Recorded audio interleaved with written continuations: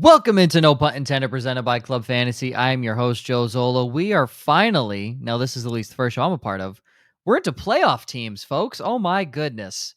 We can actually start talking about some good teams. Pretty much from here on out, Steelers pending, but from here on out, we will be talking about pretty much good teams the rest of the way. We have the Tampa Bay Buccaneers tonight, 10-7, same coach, kind of the same offense. We'll see how that works out. One of the most high-powered and most, I would argue, most fun offenses to watch in 2024. Will that be the case in 2025? That's what we're here to figure out. Me, Josh, and Ryan. Let's get into it.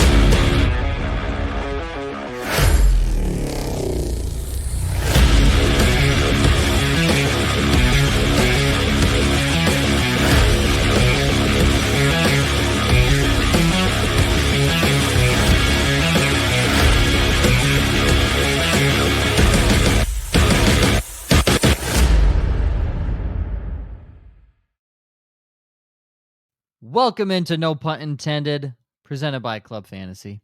A look inside 2025. I was going to say this is episode 17, but I missed 3. So what are we on, 20 now? 19. That's why I put it at the top of the show sheet for you when you were doing your intro. Yeah, but see, you notice how I scrolled down? You never read these things? I know. No. I scroll down so I could see everything on one sheet. And when I scroll down, it actually cuts off the top line, so I didn't see that. Yeah, we're as all I back was together doing for the first time in a while. So I know, I hate it. But we're here. Love you too, Joe. And we got a live show tomorrow. So yeah, that's even worse. Okay. Bucs, as mentioned, 10-7, same coach, Todd Bowles, same-ish offense. Josh Grizzard. I want to say gizzard, like the what a gizzard is what? Turkey. Like a lizard. Yeah, that's what I want to say. But that R is in there. Promoted to offensive coordinator. He was the pass game coordinator in 2024. So that inevitably means that Baker Mayfield is taking a giant step back because, as we've seen with some of these guys getting promoted, it doesn't always end up going in the right direction. We'll see what happens. I think it could be okay. Once again, all of our ADPs, as you know, for all these episodes, run through Underdog. We use Underdog because it is the most up-to-date and most degenerate-friendly platform right now to pull proper ADP from. And again, this is best ball. We may start transitioning into redraft here by the end of July. We'll see. Again, this is being recorded as of July 8th, and this is the projected starting offense according to Underdog ADP. Baker Mayfield is quarterback 7. He is the quarterback 1. Bucky Irving is RB9. Hello. Yeah. That's crazy. Rachaad White, his backup, RB43. The backup to the backup, Sean Tucker, 74. Wide receiver 1, Mike Evans. He's still kicking. Yeah, he's He's probably not going anywhere. Wide receiver 20.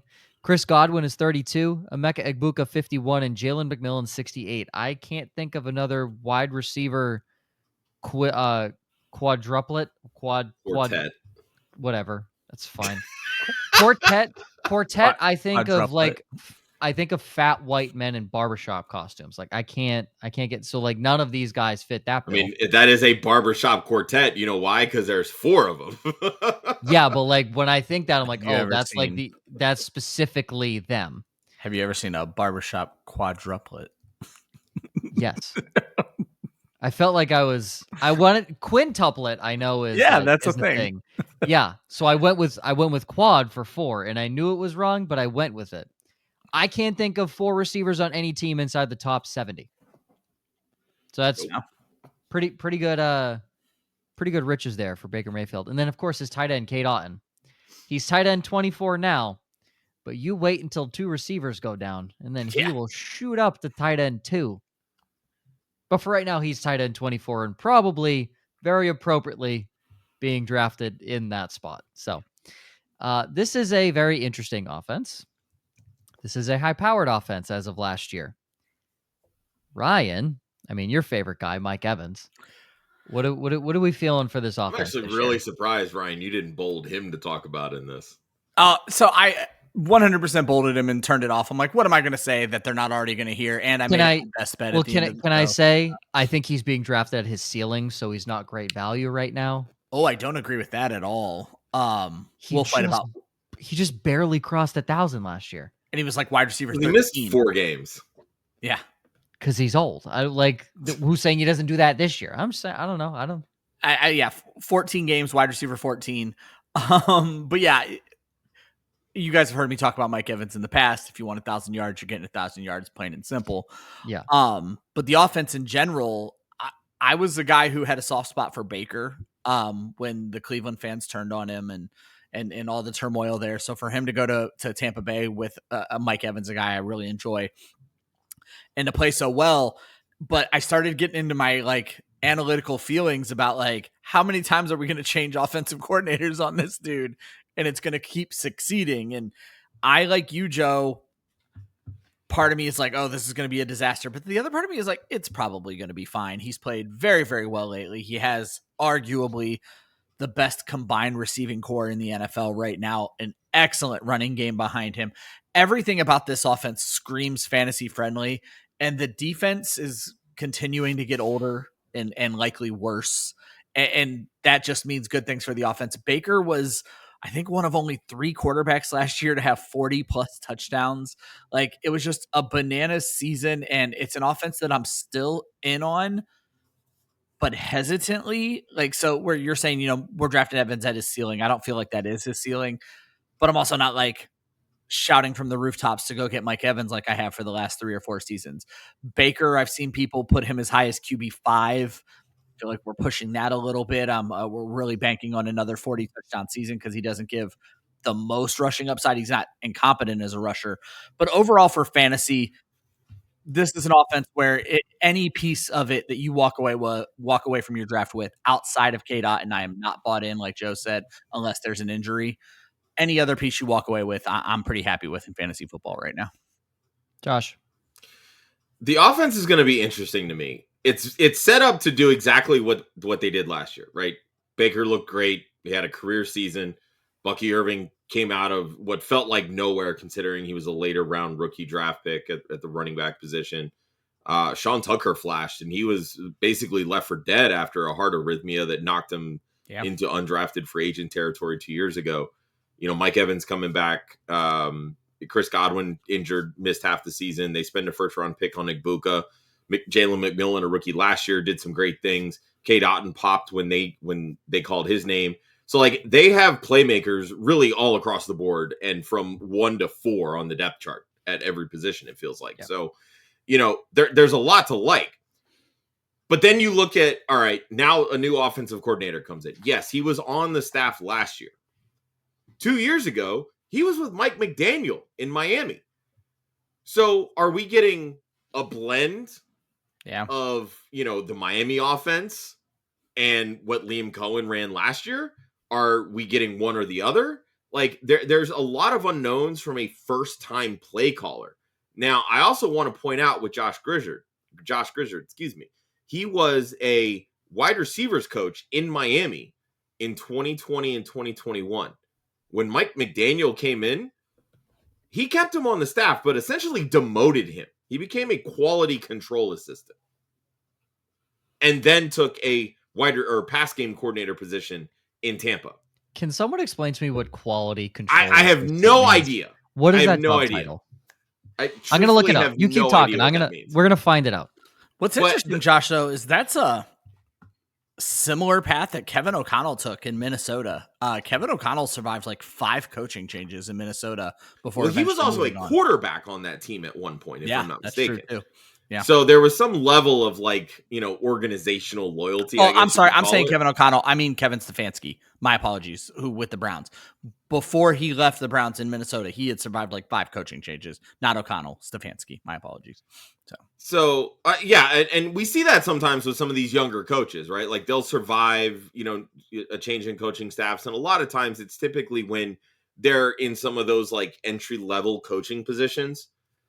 And, you know, then of course he ends up demoted, quote unquote, or whatever the hell a quality control assistant is, but then comes over to Tampa and, you know, gets a more prominent role in developing the passing offense, which again, looked really fucking good. Liam Cohen in 2022 in the Rams, the passing offense didn't look near as good as what Tampa put forth last year. So maybe Josh Grizzard is the reason why. I guess we'll find out when how good or bad the Jacksonville offense is, right? But so it's one of those things to me is like it makes it a little bit more difficult to try to project how Grizzard will call the plays in that instance because we saw the running game develop. Yeah. We know that the wide receiver room, the starters at least, are older. They're not spring chickens, but they have some younger guys behind them. McMillan did really well last year. Egbuka was a first-round pick this year. So I'm not saying that I think this offense is going to, skip a beat, for instance, but I also don't think it's going to be copy and paste. And that's a lot of my issues with Baker, which we'll talk about here in a bit. A quality control assistant in the NFL does these main things: game preparation, film analysis, and opponent scouting. He's, from what I'm gathering, You're the a graduate note-taker. assistant with an NFL head coaching job, or with an NFL job. You're the note taker for all the real coaches. I mean, literally, it says a major part of the job is scouting upcoming opponents, analyzing their offensive, defensive, and special team schemes, formations, and personnel. So basically what the PFF data scientists do to come up with their PFF grades. There you go, Joe. So I knew from the beginning. So Joe's going to love that position. I knew from the beginning I hated quality control assistants because I was like, what the fuck do they do? Now I know I hate them. Yeah. And it is confirmed. Because yes, that is straight up. Well, I just say there is some like, okay, what are their tendencies? Like you do have to actually watch the film and maybe see what you can't, how does the quarterback look when he's preparing for a run versus like Ben Roethlisberger his last year. He started wide stance when it was a pass and he started you could just straight stance when it was a run. And tell where it was going. That's a good quality control coach. I don't know. I assume somebody picked up on that was the quality control coach, but that's cool. The analytics does 99% of their job for them. So why are they even there? All right. Let's start with the quarterback. Why not? Baker Mayfield's quarterback 7, the highest by far he has ever been drafted in his fantasy football NFL career. This is hot off the tail of the 40-plus touchdown season. 4,600 yards passing. 4,500. 4,500 yards passing. He was also not like he wasn't a runner. He's a track star, but he got it done on the ground a couple times and could find the end zone. I'm going to take a wild guess and say you don't think he finishes quarterback 7, Josh? No, he's actually my QB 14 heading into the season. Look, I knew you weren't going to be high on him. Yeah, and that's the thing is like it's not that I'm not high on him. It's just he's literally coming off a career season. Most passing yards he's ever had in a season, 4,500. The most passing touchdowns he's ever had in a season, 41. He had more than doubled his career high in rushing yards. Yeah, last year. The big one. So what and that's the big one when you're talking about going to get better. Well, but that's the thing. He's probably not going to get better. He's on his way. He finished as the QB 4 last year. We're drafting him at the QB 7. So value. Sure, we're baking in a little bit of regression, right? But the problem is that his profile is basically the exact same ceiling and floor as 10 other quarterbacks in fantasy football. And that's fair. And that's the problem. So when you're taking a guy who's set his career highs, you're drafting him in a place where you're saying he's either doing the same thing again or he has the potential to do it even better. Yeah. That's just not an ADP that I want to get behind. That's really what it boils down to. Now, I was going to say, the thing is, go ahead. If he comes back down to earth in his touchdown passes, he never had more than 28 before last year, which again was 2 years ago. But his previous career high was his rookie year in 2018? He had 26 Elite. Passing touchdowns. Elite. So I'm more than willing to admit that Baker Mayfield has turned a corner and he is now the quarterback that the Browns thought they were getting when they spent the first overall pick on him. But to get consistent 4,000 yard production, consistent, 30 plus touchdown ceilings, he's only done that once, 30 plus touchdowns. That's it. So I just don't see how you can put him in the same stratosphere as a Joe Burrow or a Patrick Mahomes who consistently do that. And you're saying that Baker is now in that same category as guys that are going to be 4,030 every single year. Easy. And that's just not what I'm willing to get behind. I think that's fair. I am a Baker believer, and I do have him as my QB7. But the point you just made that even convinces me is the ADP. Joe, you talked about Mike Evans. You're buying Baker Mayfield at his ceiling. You're not going to get better than QB7 out of Baker Mayfield, likely. And when I say that, he was QB4 last year, but points were separating him and the QB7. I also want to point this out, Ryan. We talk about quarterback injuries all the time. Less than half of the starting quarterbacks in the NFL played a full 17 games. Yeah. Only 19 played 15 or more. That plays into total fantasy points. And again, that's where, you can take the points per game metric and all those types of things. And Baker did really well in that. He was QB4 in points per game. So I'm not trying to downgrade or pour water on what he did last year. It was a great season. But when you're drafting him at QB7, you're literally copy and pasting what he did from last year to this year. And I just don't see that scenario playing out when you have a new environment. And I know I said the same thing last year when it came to this offense and Liam Cohen coming in and taking over, right? Like there was going to be some differentiation, but Baker ended up doing really well. And you know what? Kudos to him. Maybe we do get the same ceiling, but you know what? If you've got, in a nutshell, if 25 quarterbacks play 17 games, is Baker putting up the same season? I don't think he does. I think he's top 10. I think he's. Yeah, I don't think your correlation makes any sense there. No. Okay. Dak Prescott or Baker Mayfield. And Dak Prescott was one has done it consistently. And Dak Prescott was the one who came to mind when you made your ADP argument that I can get. Jared Goff Dak was Prescott QB6 last for year. Basically free. We're not drafting him in that range. Well, we are. He's QB9, I'm pretty sure. We're not drafting him there. That's what I'm saying. Jared Goff is what I'm saying. He put up very similar numbers last year to Baker. He didn't have the 300 plus rushing yards. Oh, I take that back. Again, you're saying that now Baker is a 300-yard rusher every year by making that argument. And so I took away rushing yards. So when I look at rankings or my projections, I lean heavily on the last 2 seasons, and I do that for the whole league. So Josh, I stripped 8 touchdowns away from Baker. But the fact of the matter is I stripped a lot of touchdowns away from everybody because back in 2023, I think 1 or 0 quarterbacks hit 40 touchdowns. So I wasn't going to project that many for anybody really. I think Joe Burrow is my leading touchdown thrower at 35 in my projection. That's what I have. Yeah. I have Baker throwing 28 touchdowns and over 4,000 yards. So it's I'm not, basically saying, I'm not saying that he's going to get drastically worse. He's still going to be a really good quarterback. It's what it always comes down to with quarterbacks. It's cost, and Baker's cost is outweighing his value at this point. So I'm not going to sit here and disagree with anything you're saying. I just don't think it matters how many quarterbacks play this season. I think Baker is still probably a top 10 quarterback. It's just you're paying top 10 prices, and you've pointed out 2 guys that I can think of off the top of my head. Trevor Lawrence, Dak Prescott could both be top 10 quarterbacks at far cheaper prices. So. Side note, Justin Fields has jumped Caleb Williams in ADP, and I think that's hilarious.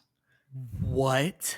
Yeah, I saw on, I think at Underdog ADP, Justin Fields has crept up to QB 10. He is the quarterback 10. Caleb Williams has dropped to the quarterback 12. Oh, yeah, I love it. His draft price has skyrocketed. To me, it almost Justin Fields isn't the same value anymore. Nope. That's still value to me. First off, I disagree. Second off, I know it's Bucs. They're Justin Fields and Caleb Williams are the same horrible quarterbacks with horrible processing. One can run. Okay. Justin Fields or Caleb Williams had a rough rookie season. I don't think he's as bad a quarterback as Justin Fields. How's his processing? Any better than and Justin yet Fields? He still threw for over 500 yards more than Justin Fields has ever thrown for in a season. Fields. Because Fields likes to run 40% of the time. Caleb Williams doesn't run. There's your answer. I'm not saying Fields. And I mean, if you look at them, a blind comparison. Fields is the better fantasy quarterback. It's just wild to me that we're now paying top 10 prices for him. So I'll take it. He's going to finish higher than Caleb Williams. Caleb Williams Williams is was a bum. also 7th among quarterbacks in rushing yards, so he runs too. Just throwing that he out just there. needs to find the end zone. You don't run like Justin Fields. So. Nobody. There's like 2 quarterbacks that run like Justin Fields. That's my said this point. Lamar and before. Jaden Daniels. I've said this before. I don't think any quarterbacks run like Justin Fields. Correct. Lamar and Jaden Daniels run like each other. Fields does some other wild shit. Correct. He's incredible. So correct. You know who doesn't run? Who, Ryan? Aaron Rodgers. Rachaad White. Oh my God. I was like, what the fuck are we talking about here? He doesn't run because his catches. yards per carry sucks. Yeah, he's the most inefficient bag. But inefficiency at RB43 sounds pretty enticing. Yeah, I didn't expect to come into this defending Rachaad White, but RB43 for last year's RB22 feels like we've maybe gone a little bit overboard. And what I believe is happening here is the fantasy world, and I'm as guilty as anyone, is letting our love of Bucky Irving blind us to the fact that Rachaad White's not going anywhere for at least one more season.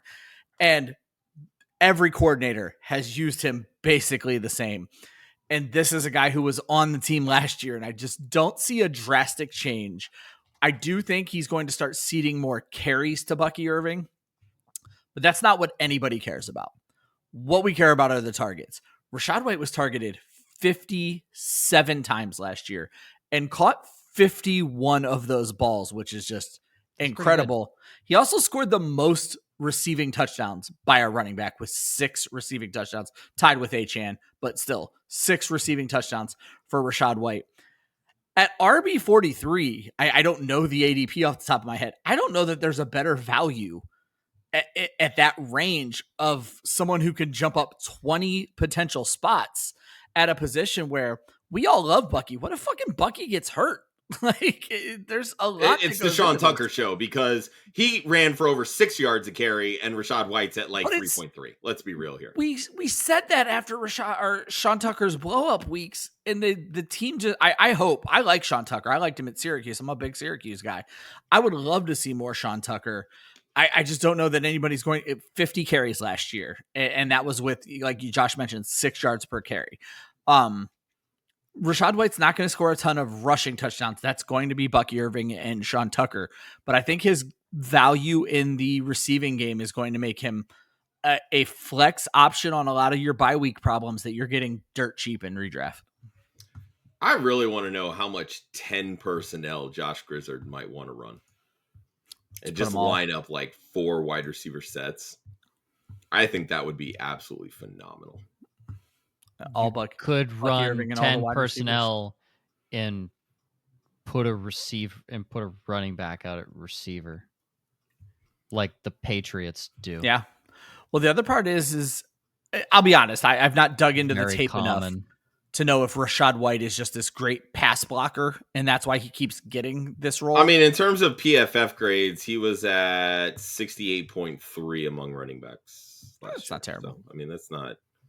What does that mean? Which is good. What does that mean?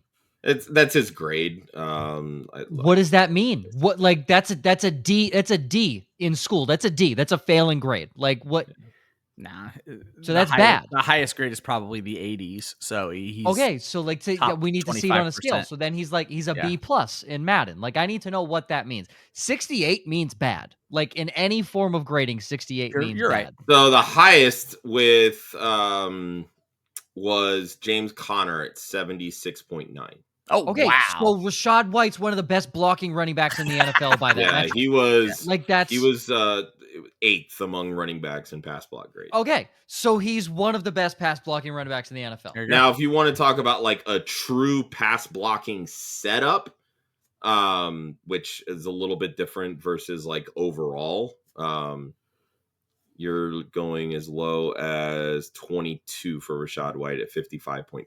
The highest there was actually Zach Charbonnet among the starting running backs in the NFL. Saquon was 5th, Najee 6th, David Montgomery 7th.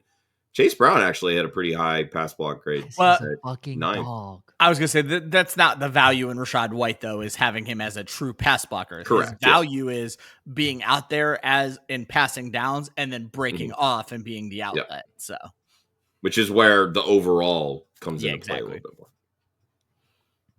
He's going in the 12th round. That just feels a little like it's just disrespectful to a guy that's going to catch 95%. I mean, he's my RB 38, so it's pretty in line with. Yeah, but your hatred of Rachaad White doesn't hold weight. But it's not even that, because when you look at the passing downs for the running backs, Bucky Irving made some waves towards the end of the season. He wasn't that far off of Rachaad White in total targets last year.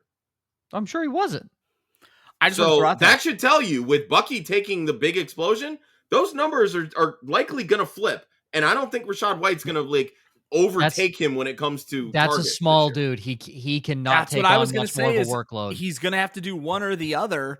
And I guess he's got to give fantasy, up something. We want him to go the targets and have Rachaad White take the carries. So I only gave Rachaad White 100 carries. You're way more in on Sean Tucker than I am. How many did you give Tucker? I mean, I have Tucker at 71. It's not like I have him that much higher than what he did last year. Well, I have Tucker at 51 and Rachaad White at 120, so that's where it kind of balances out.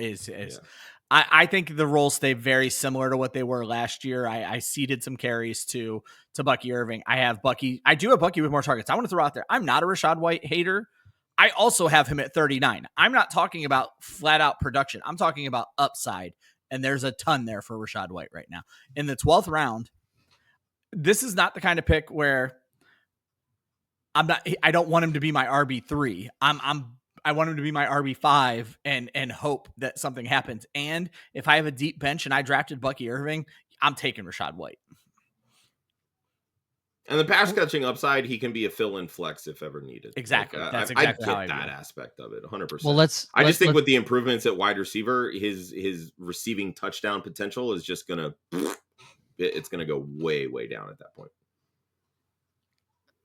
Okay, well let's play, because he is at RB43. It's a little ridiculous. You're not drafting this guy to be a starter in your offense. Let's say the number one guy goes down, because he's pretty much being drafted around all the RB2s. Let's say the number one guy goes down, and I'm going to start we'll start in the 10th round. All right. Rachaad White's currently going in the 12th, and I go up to the 10th. I think there's maybe 1 to 2 guys you would take over White, and then everybody else you're going to take. So Rachaad White, this is if the starter goes down. Who would you want? So this is the guy, you took him, boom, starter goes down. This is who I want. Cam Scatabo, Tyrone Tracy goes down. You want him or Rachaad White? Ryan? Rachaad White. Josh? Scatabo, 100%. Rachaad White. Najee, I guess Najee's technically the starter. Yeah. We're taking Najee over Rachaad White, I would imagine. I'm probably taking Najee over Rachaad White if nobody gets hurt. So yeah. Right. So that's a weird outlier. I know Marion Hampton is getting bumped up very high. It's a weird outlier here. Zach Charbonnet or Rachaad White? Ryan? Charbonnet looked good last year. I'll take Charbonnet. I agree. This one's an easy Charbonnet. Yeah, Charbonnet was he was a RB1 in a given week last year. I do want to throw something out about Rachaad White before we move on to this conversation, but keep going, Joe. Ramondre Stevenson or Rachaad White? Ryan? Ramondre. Josh? It's really making me look like an asshole. Easy Ramondre Stevenson. Easy Ramondre Stevenson. J.K. Dobbins or Rachaad White? Oh, I'll take Rachaad White there. Josh? Dobbins. All the reports coming out of Denver, he's likely the 1A right now. Yeah. And he'll start the season that way and eventually cede carries to RJ Harvey, but I'll take Dobbins at that price. You kidding me? Rachaad White. I don't trust Sean Payton. Not even a little bit. I don't trust him even a little bit. Javonte Williams or Rachaad White? Ryan? Rachaad White. Josh? Wait, whoa. Javonte Williams is the one, and he's going exactly. Wild. Correct. That's my point with Dobbins. Like where Rachaad White is going right now, there's still so much better running back options that I would rather have. You cannot tell me Javonte Williams is a better running back. I don't think. Yeah, I agree. I just want to throw out there that we are forgetting inefficiencies and all. 2023 Rachaad White was a top 5 fucking fantasy back. He's not done it. He's not a good NFL football player. He's a good fantasy player. Yeah. He's a horseshit football In this player. scenario that Bucky Irving is out, Rachaad White is probably a top 10 fantasy back. And of all the guys you mentioned, Najee Harris, Ramondre Stevenson, Zach Charbonnet, I mean, like I said, those three I don't know that Ramondre is a top 10 back if someone gets hurt. So you know what? I'll go back on my answer. I'll take Rachaad White without Bucky Irving over Ramondre Stevenson. I don't think Ramondre is a top 10 back. I do think Zach Charbonnet is. I do think Najee Harris is. I don't think Ramondre Stevenson is. Tajay Spears or Rachaad White? Ryan. I don't trust Tajay at this point. I'll go Rachaad White. They're Josh. the same person right now, kind of in fantasy. I mean, yeah, exactly. They're just waiting for the guy in front of them to get hurt. But that's the story. But that's what we're playing here. Is the guy is hurt. I like Spears so much better. I think he's so much more fun to watch with the ball in his hands. And quite honestly, he finds the end zone in way more different ways than Rachaad White does. That's not the question.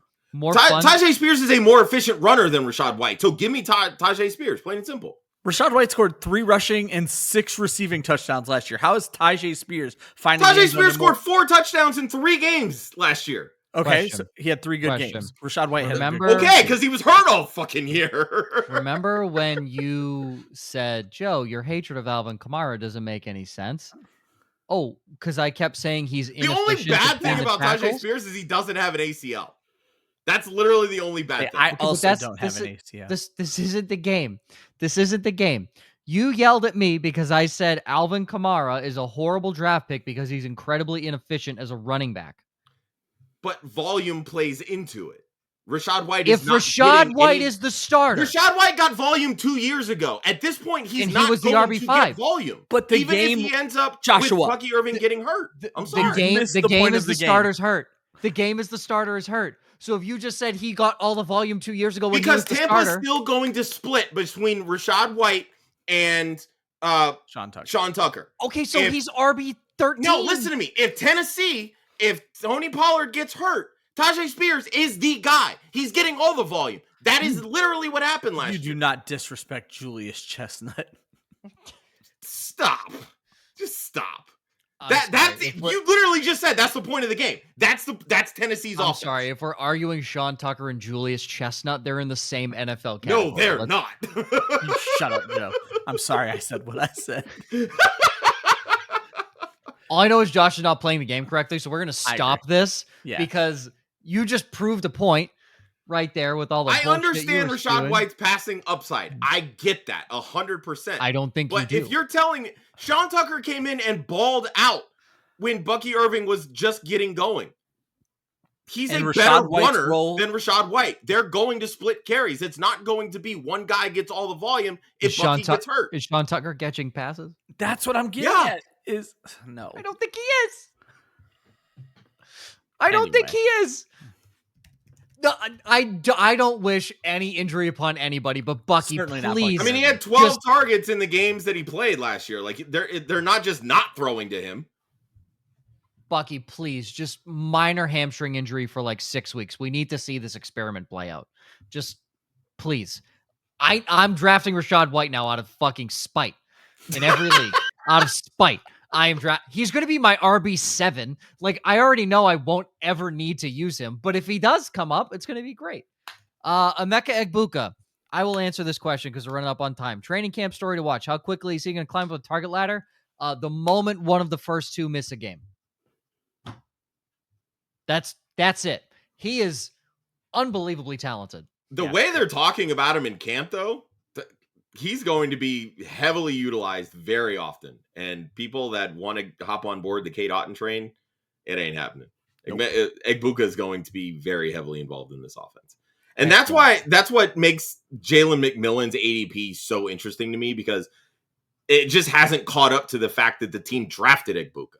Like, people are still hanging on to, he had a great end of the season, he scored those touchdowns, and people are chilling on it, right? Like, Egbuka is going to end up taking all of that work.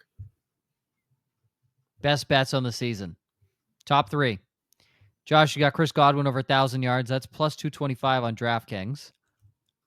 If he's healthy. I mean, Feels pretty good for plus money at plus 225. They're saying he's trending to start the season, so yeah, I don't see why he wouldn't. These gruesome injuries don't take as long as they did before.